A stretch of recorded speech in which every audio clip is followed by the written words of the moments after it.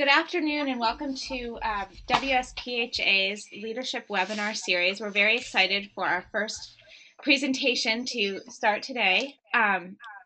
Before we get started with the presentation, I'd just like to go over a few technical issues. On your screen, you see the control box, which you should see. You'll have a list of attendees and also information about joining the webinar in audio mode.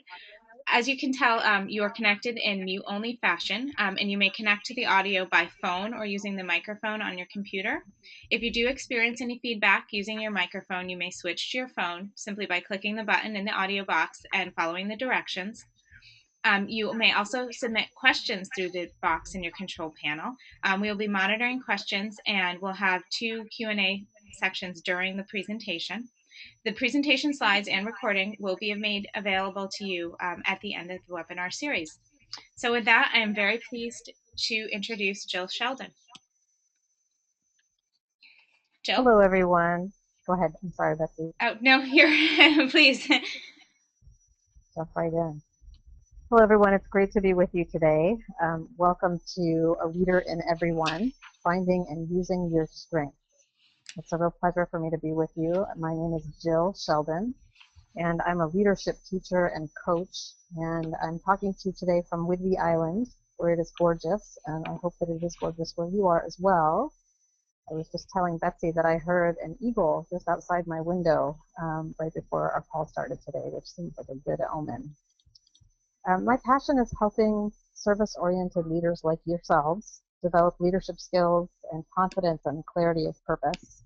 I've been doing that work for about 15 years, and I'm also a teacher, and I consult with nonprofit and governmental organizations.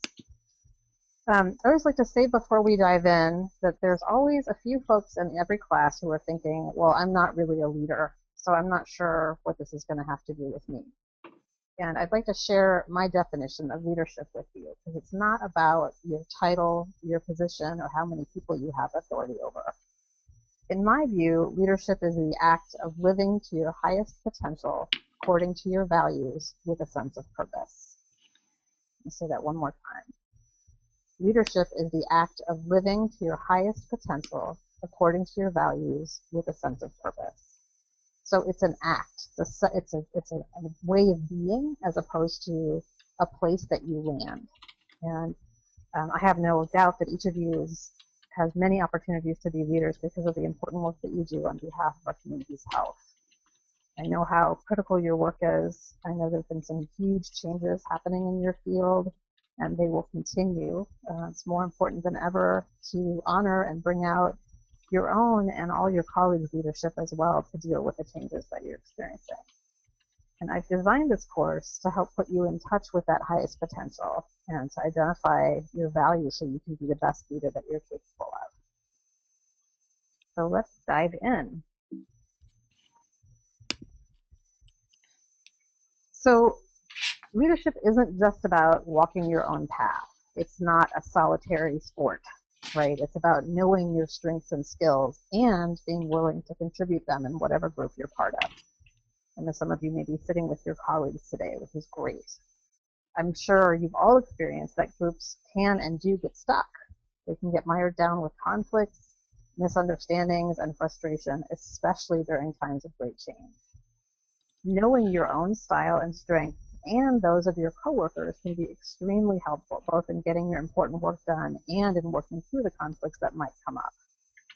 So in this webinar, you're going to learn about yourselves, but you'll also learn about your colleagues' perspective and skills, which can help you see the differences between you as strengths and allow you to put yourselves in each other's shoes, which is the foundation of resolving conflict. So as we go through the webinar, I definitely want you to be thinking about yourself and how this applies to you, but also think about the people that are important to you in your work life and in your personal life and where you think they may be on the medicine wheel. I'm also going to ask that if you don't already have one, grab a notepad. I'm going to be asking you to make a few notes as we move through the material together. So there's three things that I'm hoping that you will receive or learn from our webinar today. We're going to be using a very powerful model called the medicine wheel to help us achieve our learning objectives. I'm hoping that you all received that in the email that Betsy sent out. If you haven't had a chance to read it over in detail, that's okay. But if you have, even better. I'll tell you more about that model in just a minute. My hope is that you'll learn these three things. So what special skills and perspectives do you have to offer as a leader? So what do you bring as a leader? And how your position on the medicine wheel is helpful on your team and where you may sometimes get stuck. Our strengths are sometimes our challenges, as I'm sure we all know. And thirdly, some ways to resolve conflicts with coworkers who may be on a different place in the medicine wheel from you. So we'll talk a little bit about why we get stuck from our different positions. And there's going to be a couple of points where I'll be taking questions about halfway through today and then at the end. And I would love to have questions, comments. When I teach this material live, there's usually a lot of laughter, sometimes embarrassed laughter, sometimes relieved laughter. So I encourage you all to allow yourselves to have the full reaction. I'll imagine you laughing. So I want to say also that if you did read through the handout and you feel strongly like, oh, I'm actually not just one, I'm a deer and a bear, that's really okay. I'd like you to focus on one just for the sake of learning today. And again, be prepared to take notes about yourself, but also about other important coworkers and people in your life. You might just want to make a quick short list of the people who you work with most closely, or the people that you have the most conflict with, and sometimes they're the same. But just for the purpose of keeping those folks in mind and trying to understand them a little bit better. So the medicine wheel is part of the Lakota cosmology. And they have a very complex cosmology and belief system that's been developed over thousands of years. And I want to give full respect to their tradition and just say that we are using a very small part of that cosmology in a comparatively simple way. So, this is not the entirety in any way of the Lakota cosmology. But I find it a very useful tool that people often have an easy time grasping the concepts of. And I've used the medicine wheel with lots of other leaders and groups, and it's really helped create a greater sense of understanding of the differences and the styles and strengths on a team, and really helps people utilize the differences in a group instead of getting stuck around them. So I've seen this be just a very useful tool for folks.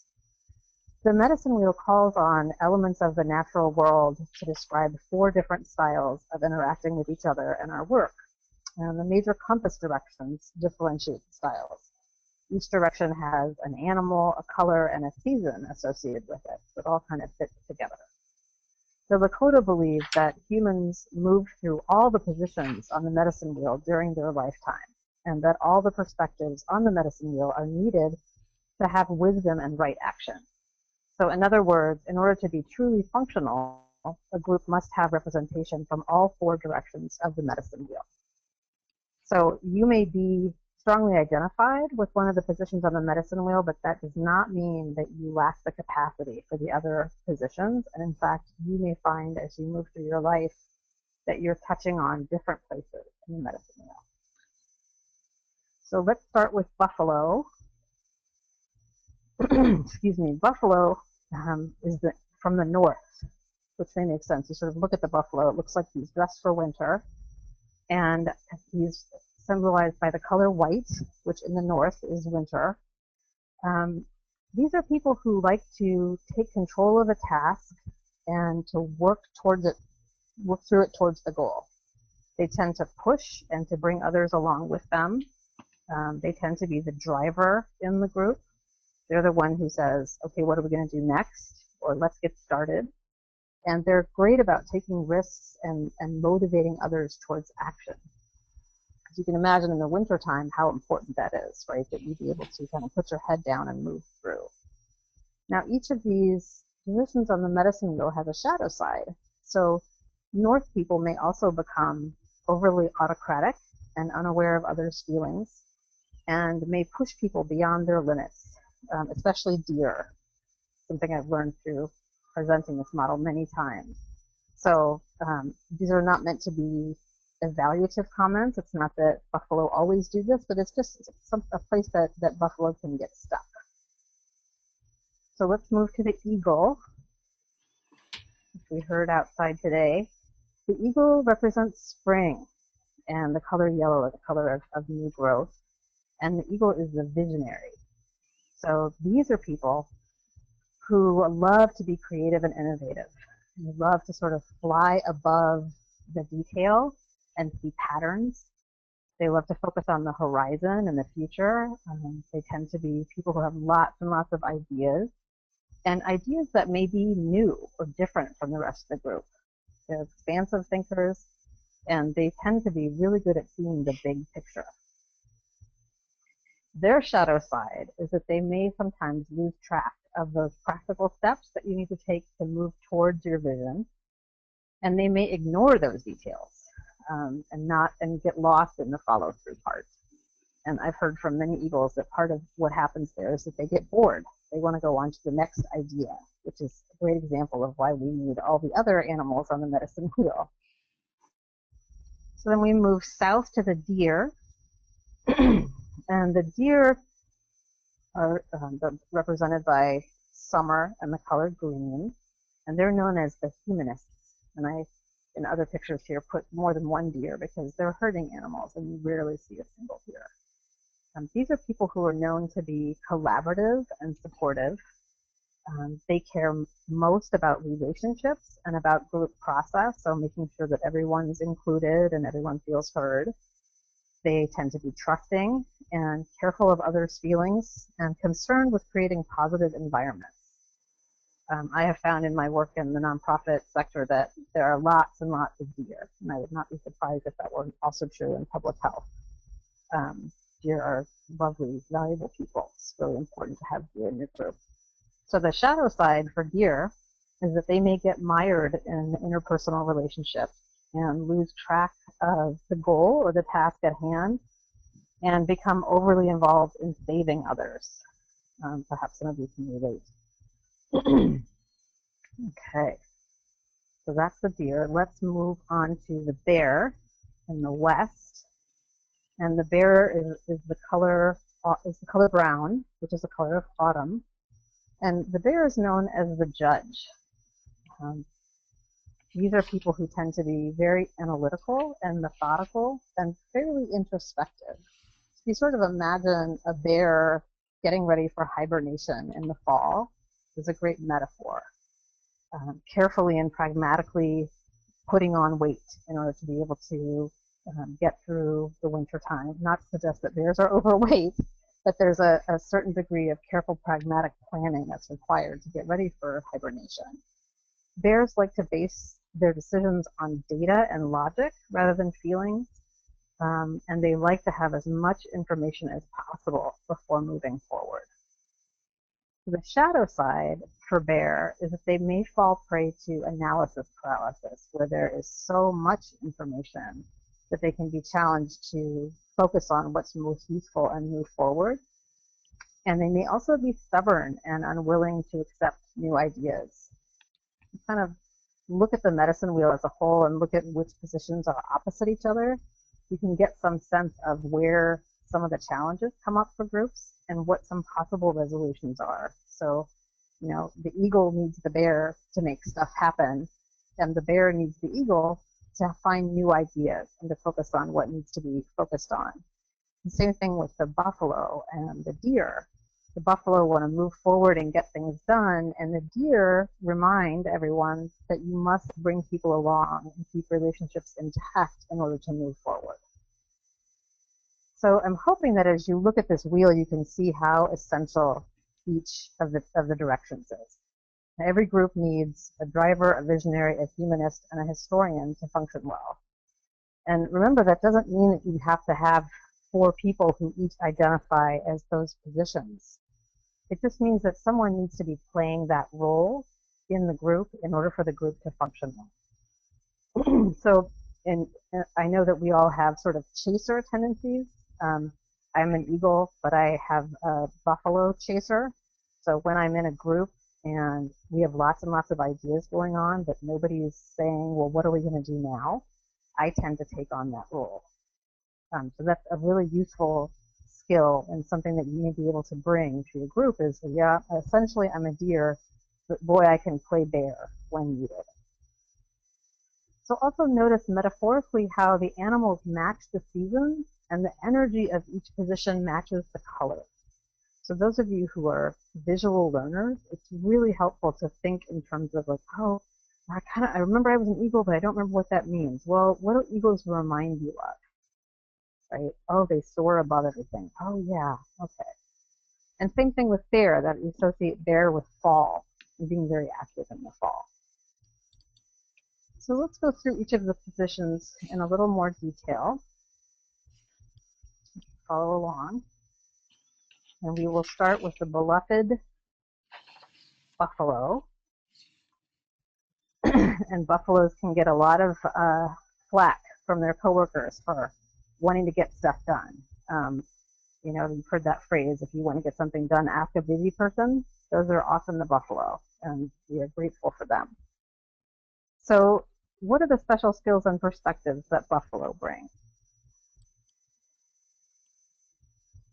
The north, the winter, the white roles that the buffalo plays as the driver. And I put leader here, although I mean that sort of in quotations. It's the person that people often look to for what the next steps are going to be. Right? That's one way of being a leader. So buffaloes tend to like to be in control in relationships. They most often seek positions of authority. They might be a board chair, they might be a manager or a CEO. They're very quick to act. They're not patient about, developing detailed plans. They want to get moving. And they get a lot of satisfaction from that. They're comfortable challenging others when they feel a need to do so. And they will probe and press and really try to work through to the point of action. They will also remind others of what the urgency is, so they'll help kind of light a fire under a group to get moving. It can be incredibly useful.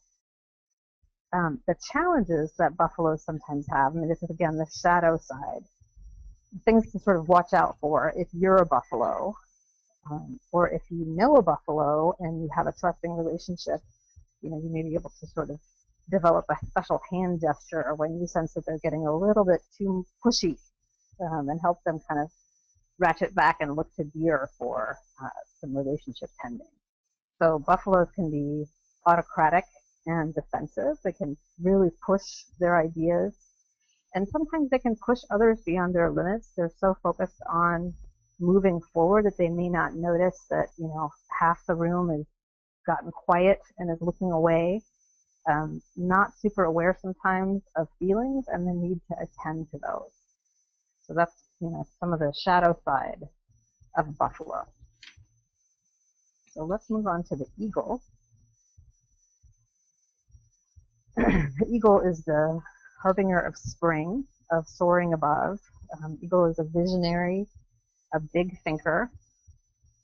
Eagles love to see the big picture. They love to see the patterns and how everything fits together. It can be incredibly helpful when you're doing strategic planning or trying to understand a complicated landscape. They tend to be very idea-oriented. So I've heard from many eagles, I have lots of ideas, but you don't have to do anything with all of them. And this can especially come up when you have an eagle boss and a bear employee, right? So the eagle loves to come up with new ideas and is constantly doing that. And the bear's going, oh my God, are you kidding? How am I supposed to implement all those, right? So that's one of those points where knowing that about each other, you can say, so is that an idea that you want me to take immediate action on? Or are you about to come up with 5 more and we're just talking? So really important to know this about eagles. They tend to be pretty focused on the future and can get impatient if there's a lot of focus on the past. And they love to be creative in developing solutions. So they may be the person in the group who is coming up with ideas that seem like they're out of left field. It can be really exciting to be with an eagle, but it can also be difficult because they may come up with ideas that push your boundaries. Some of the challenges for eagles is that they tend to lose energy in the implementation of their ideas. They're so interested in coming up with new ideas, that working on the old idea is not as appealing to them. They may find deadlines and time boundaries difficult to keep. They're not great at tracking detail. That's the bear's job. And they may not be super dependable. They may seem like they have their head in the clouds and are always thinking about new ideas but aren't making things happen. And then they can get incredibly overwhelmed sometimes by all the ideas they have. So important to keep in mind that it's really essential to have eagle energy in a group, because that's what keeps things moving. That's what keeps ideas flowing and creativity, and helps people understand where they fit in the picture, but not probably the person that you want to rely on to be an operations manager, for instance. So those are some of the gifts and challenges of our eagle friends. We'll move south now to the deer, the humanists, who attend to relationship and are represented by Summer and the color green.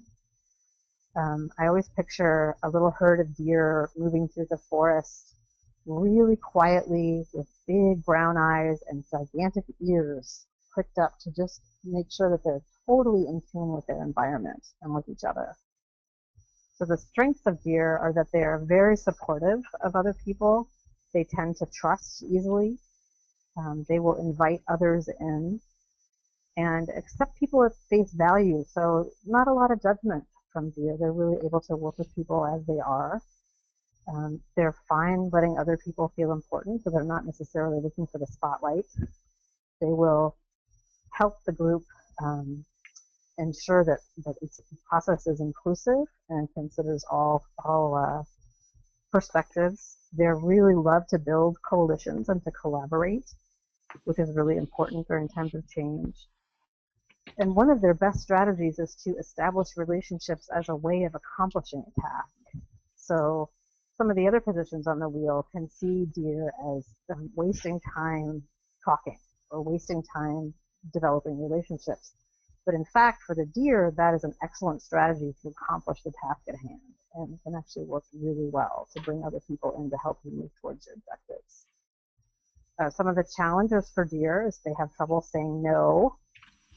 This is one of the places where I often get lots of embarrassed giggles. They want to say yes to everybody because they care so much about the relationship.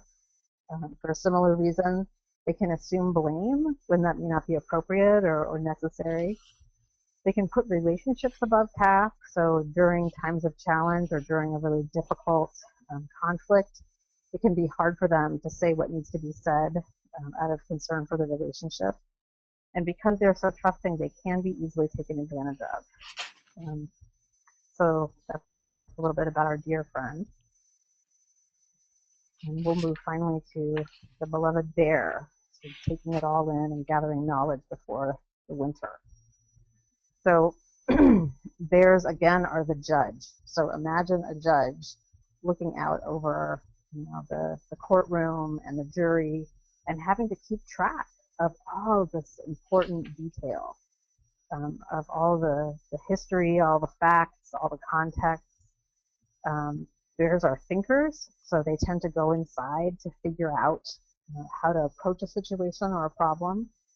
They're the ones who remind the group of what's been tried before, what has and hasn't worked, what data and logic are needed in order to make a particular decision. They tend to be thorough and methodical, and they really like to follow systems and procedures. So they tend to be the ones who will want to know if there's a manual about how to do something, for instance. This is the kind of person that you would love to have as your CPA, somebody that you'd love to do your auditing for you, because they will pay close attention to all the details. It's a really important position on the wheel. Some of the challenges for bear is that they can be very stubborn. You can get entrenched in a position and sort of defend that position. Sometimes they collect too much information and they get bogged down in all that data and logic and have trouble making decisions. They're not great at responding to emotional pleas, so deer and bear can sometimes have a challenge with each other for that reason. Bears can often seem withdrawn because they've gone inside to try to figure things out. and they resist change because they want to make sure that that tradition and history are honored and that the change makes sense, right? And they can be indecisive because they get overwhelmed with data. So in just a minute here, we're going to take some questions, but I wanted to plant a brief seed for some questions. So I want you to think about which styles on the medicine wheel you're most grateful for in your work and on your team, and which are the most difficult for you to work with and why.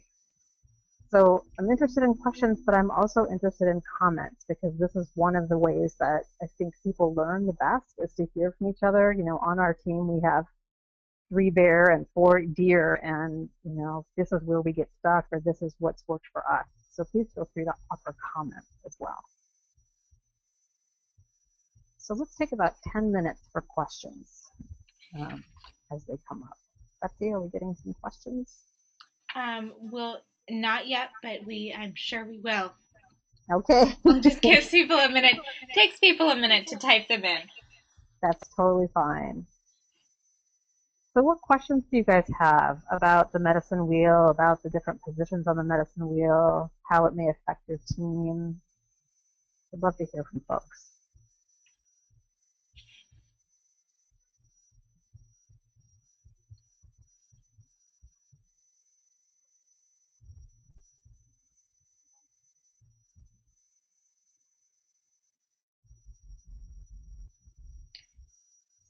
Jill, could you talk a little bit more about the transition between the different positions on the medicine wheel? You mentioned that people will often assume a role that isn't necessarily their natural inclination to fill that spot, but you know, that's a great question. But also that they take on different roles during different points in their life. Yes, great question. So I think, you know, the Lakota would say that people are generally born with a tendency towards one of the directions, just with your personality and your natural gifts. You can kind of say, you know, just be born being one of those people who's really interested in understanding how everything fits together and is constantly coming up with new ideas, for instance. And you know, take eagle as an example. If an eagle is in a room full of people who are all eagles and all coming up with ideas, that eagle may say, okay, wait a minute, you know, we actually need to make some decisions here and start acting more like a buffalo. And that's, you know, these are skill sets that anyone can use at any time. They're not meant to be definitive descriptions of who you are and what your limitations are, but rather opportunities and perspectives for how to look at a situation and how to move through life. And because it's sort of developmental, right, that it follows the seasons, I think the Lakota would say, you know, if you think about young children, they're often kind of buffalo-like, right? They want what they want, they're moving through it, they want to get it over with, they don't want to take a nap, they don't want to stop and consider the history and the traditions, they just want to do stuff. And then you move on to the eagle, and there's a little more interest in understanding the world and how everything fits together, etc. So, you know, you may find that you move around the medicine wheel over the course of your lifetime just by virtue of, you know, what's going on in your life at different times. And I have certainly found that. So you think about bear as a representation of old age and what often happens when we get older. You know, we're more interested in what has come before. We're more interested in keeping tradition going. We want to know, you know, what's been happening and how it all fits together. And we may become a little bit more withdrawn, a little more resistant to change. Okay, so your question? Yes, and we've had some questions and comments come in. Great. What is the best strategy if you only have 2 or 3 roles on a team? Okay, so you don't have necessarily the whole gamut represented. I think having a really honest conversation on your team about what people's preferred positions are, and then strategizing together about, like, okay, we don't seem to have a bear. So how are we going to make sure that our decisions are well supported by data and logic, and that we're following a system that makes sense? So that you talk about that together and kind of share that particular responsibility amongst yourselves. Okay. The next comment is, I think I am some eagle and some bear. Does this have any special challenges? That's great. You know, it just has elements of both, right? And that's actually a somewhat unusual combination. Often people are more likely to have elements of two that are next to each other, but you have opposite, which can be very useful in a group because you can go either way. You can be the idea person, or you can be the one who figures out how to make it happen and moves forward. But the same, the challenges for each of those are challenges that you may have depending on what role you're playing in a group. So people may perceive you as stubborn or resistant to change in a setting where you are being more bear-like, and people may perceive you as, a little bit flaky and very creative in situations where you're playing more of an eagle role. Okay, our next question is, do you think that buffalo tend to make the best traditional leaders? And if buffalo are leaders, how does this tend to make others that they are managing or supervising work productively or not work productively? That's a great question. So my personal opinion is that anyone from any of these positions can be a really great leader. The more self-aware they are, the more transparent they are and willing to and really interested in inviting in the energy from all the sections of the medicine wheel. I can sort of channel a traditional Lakota response here, which would be that, well, buffalo are great at moving things forward, but they're kind of have blinders on. So I think you could say that culturally the West may prefer buffaloes as leaders, but I don't think that necessarily makes them better. And some of the frustrations that people can have when they have a positional leader that's a buffalo is they can feel trampled. And I've had, when I've taught this material to live classes, I have people break up into the groups that they feel affiliated with. And the buffalo always readily identify themselves as a bit of a steamroller, and that they know that they do that, and they have been trying to be better about it and asking people to let them know, hey, hold on, I don't think we've made that decision yet, or we need to consider how that's going to affect this group, etc. So that's a tough one. And I want the buffalo to remember that it is really important to have someone in the group who has a sense of urgency and wants to move forward, but to just be mindful of needing to bring other people along and allowing the other positions on the medicine wheel to have their say in the process is going to be really important. Great question. Okay, and our next. I tend to be a bear who works among deer and buffaloes. How do I make myself heard? Data doesn't appear to make a difference because there's no time to collect it. Yeah. Well, it may be that data and logic doesn't appear to make a difference because the buffalo and the deer aren't as concerned with it as you are. So you have to make your arguments in language that those positions can really understand and relate to. So for instance, if you were trying to share your concerns or your ideas with deer, you'll need to be able to put it in relationship terms. So for instance, there may be data that you've noticed should be considered. How does that data affect the human beings involved? What is the possible outcome on people of that data or of not considering that data, right? Also, appeal with the deer is appeal to your personal relationship. If you feel like you're not being heard, saying that to a deer will often make them stop in their tracks and pay attention to you. That's important. So different strategy for buffalo, because what they want is to move forward. So being really overt about your interest in seeing things move forward and acknowledging that up front, even if you're cautious, even if you're not sure, just making it really clear, like I'm not trying to bog down the process, but I have some information that I think will really help us be more effective, and here's what it is. In terms of not having time to look at data and logic, that may be a discussion you need to have with your whole team and say, I think that we may be missing a really important element here. We need to know what's been tried before so that we aren't we aren't repeating mistakes that have been made. We need to have a system so that when we bring other people on, or we try to share our system with others, we can do that. So it's not just your problem that you're the only bear, it's the group. And if the group ignores the perspective of the bear, there will be problems. So it's not just you personally, it really is a system that's meant to make groups work better. Great question. Okay. Bears often feel alone, so you are not alone in that. Okay, Jill, we have just to give you an idea, we have about 6 more questions right now. Okay, I think you can probably take 3, but then hold on to those other 3 for the Okay. Can a person have strong tendencies in 2 leadership styles? Yes, absolutely. Absolutely. In fact, I think that's fairly normal. I think it's probably more unusual for someone to just really completely identify with one stage, because we're complex.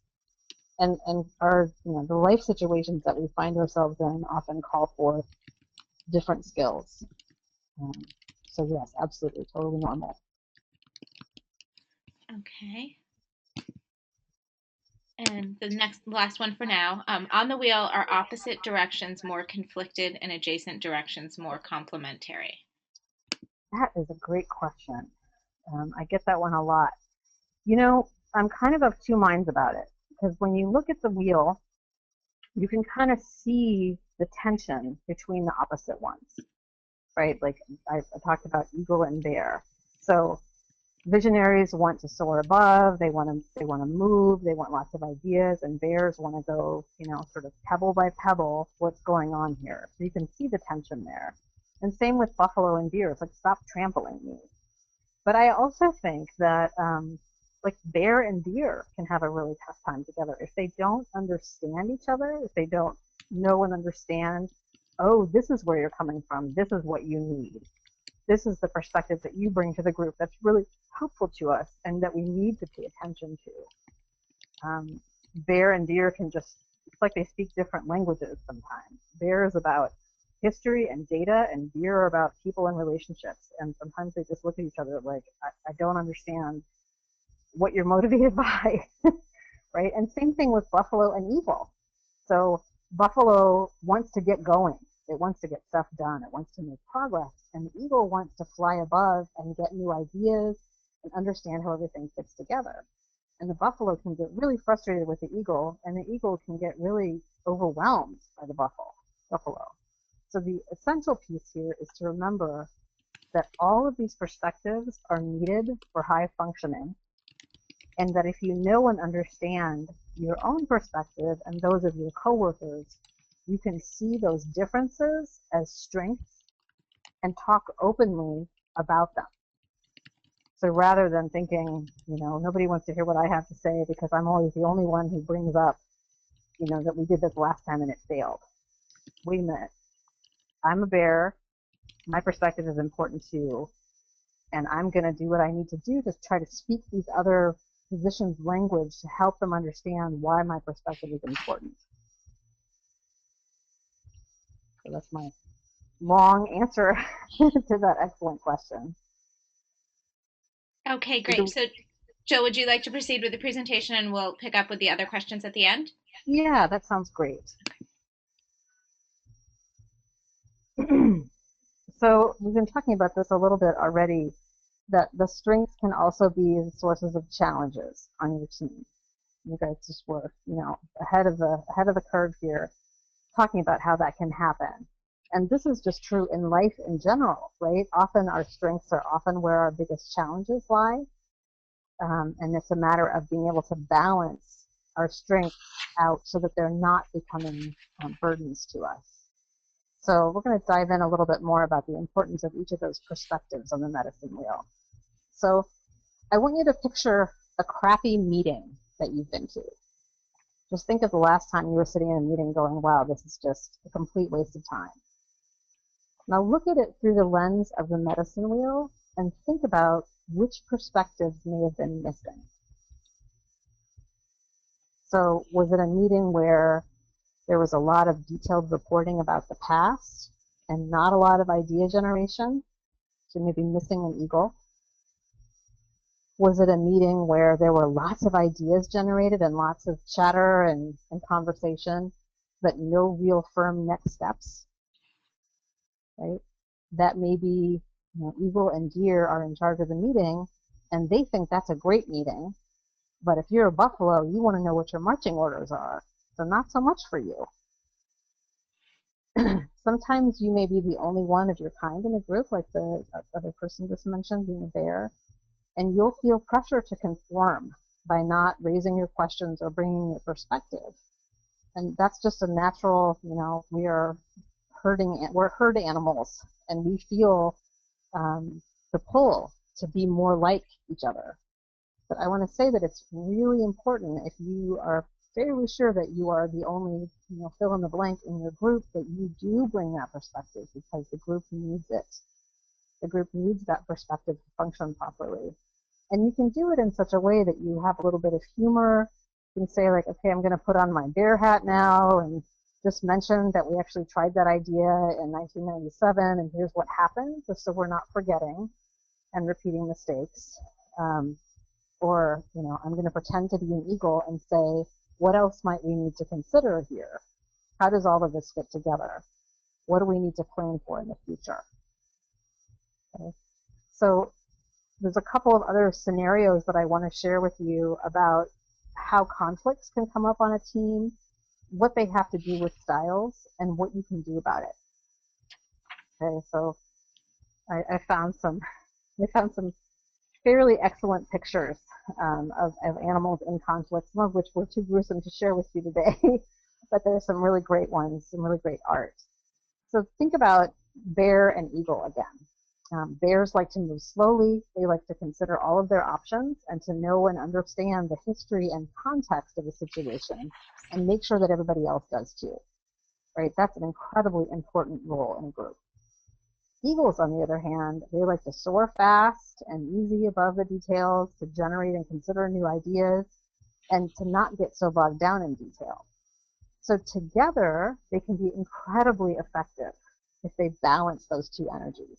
And they can really piss each other off at the same time. So remembering, oh, right, you're the details person, I'm the idea person. We have to work together to find a balance. Okay? So I found this wonderful picture, and it reminded me that, the point is to catch a fish, right?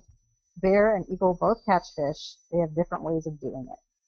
I don't know if you guys have ever seen documentaries of bears at salmon streams, but they basically sit in the rocks and wait for a fish to jump in their mouth. It's harder than I'm making it sound, but they're patient, and they know that there are going to be salmon coming up the stream, and if they sit and wait long enough, one will come. Whereas eagles soar high above, look around for a fish, and go very specifically at that fish. They also will take fish from other animals. But both of them eat. Right? Neither is right or wrong. You wouldn't consider judging them in that way. So that's an important gift of this model, is that it helps you take differences less personally and really understand that there's just multiple ways of looking at the world, and we need all of them. So deer and buffalo are another good example of where styles can conflict. Deers are really concerned with process and having trust on a team, making sure that everyone feels included. And buffalo want to move forward. They can unconsciously trample deer. Both of those perspectives are needed for things to happen, right? You need to move forward, and you need to bring people along in order to be successful. So it's so important that those two positions learn to work with each other well, and be able to see that both perspectives are needed, and talk openly about, like, oh, I totally understand that you want to move forward. I do too, but I also want to make sure that we bring our colleagues along, or this is not going to be a successful initiative. So you can see how those two perspectives are like magic together, but can also be frustrating. I think one of the things I find the most helpful about this model is that it really helps you go, oh, this isn't because I don't like Jim. This is because Jim is a bear and I'm an eagle, and we see the world differently. And if I can put myself in his shoes, I'm much more likely to benefit from his perspective and to be able to bring mine as well. Okay, so let's move to the next slide here. I just wanted to mention quickly before we take some more questions that it can be really interesting to look at brands or an organization's identity as a way of sensing what their preferred position on the medicine wheel is. It's just a great way to help you kind of get used to thinking in these terms. So for instance, contrast Apple with Microsoft. They're in the same industry. I have a pretty strong hit that Apple is Eagle and Buffalo is Microsoft. Right? How that affects their corporate cultures, how that affects how they show themselves to the world, how they do their marketing. It's really interesting to look at it that way. Another example is H&R Block. They present themselves as Bear. It's not about flashy. It's not about new. It's about thorough and reliable. And I actually had a little bit harder time thinking of a brand that represents Deere, because I think Deere tends to be underrepresented in our culture. But then I thought of Coca-Cola, of all things, and their ads that really celebrate generosity and togetherness, especially over the holidays. So just something to think about as you kind of move through the rest of your day and your week. Where are you seeing these positions on the medicine wheel, and how do they help you understand life? So just want to quickly review what the learning objectives were, and hopefully you've gotten what we hoped you would, that you have a better understanding of your skills and perspective, and a better understanding of how your position on the medicine wheel is helpful to your team, and also where you may get stuck, and some ideas about how to resolve conflicts with coworkers who may be in a different position on the medicine wheel from you. I think we've got just about 10 minutes more for questions. Are there other questions? Yes, we have several questions. Great. Okay. This is actually one of the questions from earlier, but we see how all four make a good team, but should each act as a leader independently? I mean, the easy answer is yes. Everybody should act like a leader all the time. I mean, that would be my perfect world if everybody were living to their full potential, aligned with their values, and with a sense of purpose. That would be a wonderful world to live in. There may be a little more nuance to that question that I'm not understanding, so maybe if that person wants to clarify, we can get to that in just a minute. Okay. What are some strategies if members of your team do not value the other members? Well, one strategy can be to bring this concept to a team meeting and try to initiate a discussion about all the different positions on the medicine wheel and how important they are, and have people identify what their position is and talk about what it's like to be them, and literally bring that hand out, which is, open license, and see if you can have a conversation that encourages people to put themselves in each other's shoes. Because that's really what resolving conflict is about. It's about being able to really understand where the other person is coming from. And if there's long-held conflict, there may need to be some additional discussion about what created the conflict and how to move through it. But I think having a conversation about what perspective and skills each person brings can be a great starting place.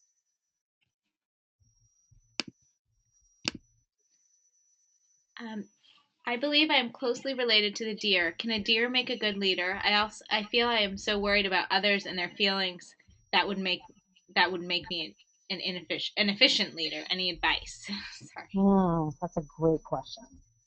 So I absolutely think that deers can make great leaders, and there are many deer who have been great leaders.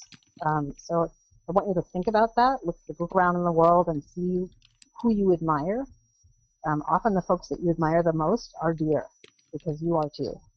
And it's a huge gift to just automatically and intuitively put your decisions through the lens of how will this affect others. And you're absolutely right, it is difficult to have to deliver news or make decisions that will cause others to lose in some way. And you do have to do that sometimes. Everybody has to do that sometimes, especially if you're a parent, let alone a boss. What you can do as a deer is help people move through those difficult situations. So your ability to express empathy and support to people as they struggle with change is a major asset to you as a leader. So you do have to make the tough decisions, but you can also remember that people can handle more than you think, and that your gift as a deer is to pay attention to those connections. It's not to rescue people. That doesn't actually work. And as a positional leader, I think the more you can remember that, the less bogged down you will feel as a deer. How does the medicine wheel pertain to gender differences, i.e., challenges women face in workplace leadership? Mm-hmm. That is a great question. We've talked about that quite a bit with other groups. So I think that, culturally, we have some preferences about which gender is appropriate for which of these positions on the medicine wheel. And I would say that in a very general way, our culture is really most comfortable with women being deer, and probably not a lot else. And that's a shame, because I think women make just as good eagle, buffalo, and bear as men do. And I think men who are deer tend to get short shrift. So that's the overlay that I see. I don't think that there's gender as a cultural construct. And I'm not sure that the Lakota had, I don't know whether they had anything particular to say about which role were appropriate to which gender. I think they would say that every gender, both genders or all genders, have aspects of each of these positions and move through them in the same way.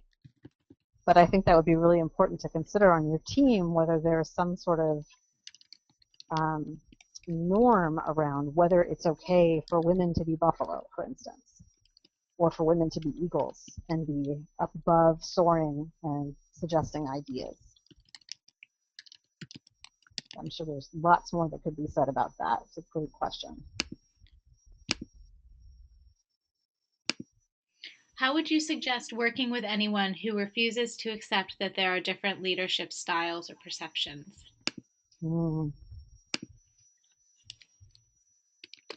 That's a tough one.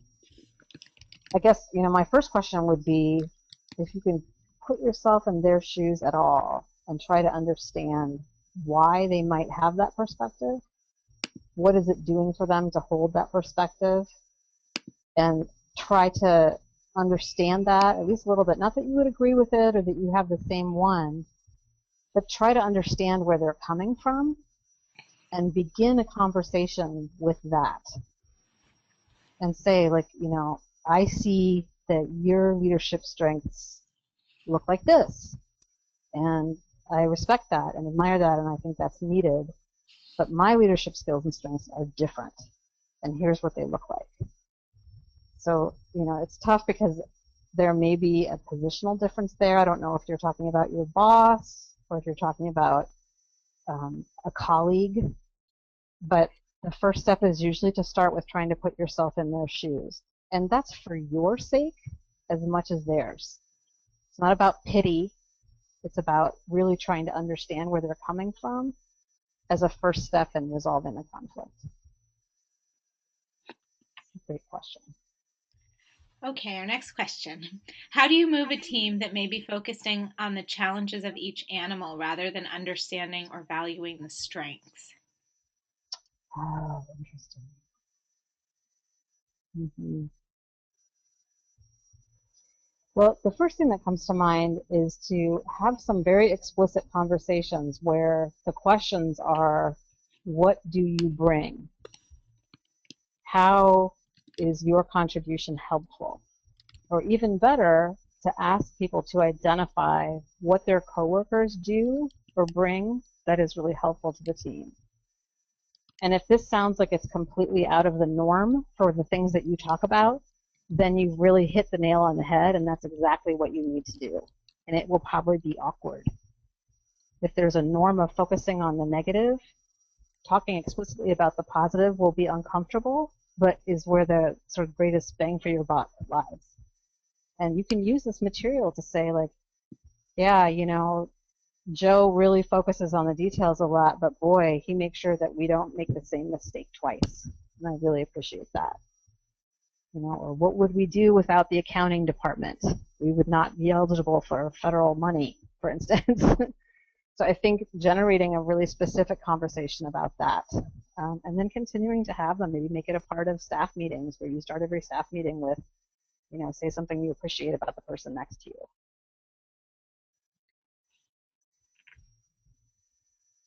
Okay, we have a couple minutes left. Are there any final questions?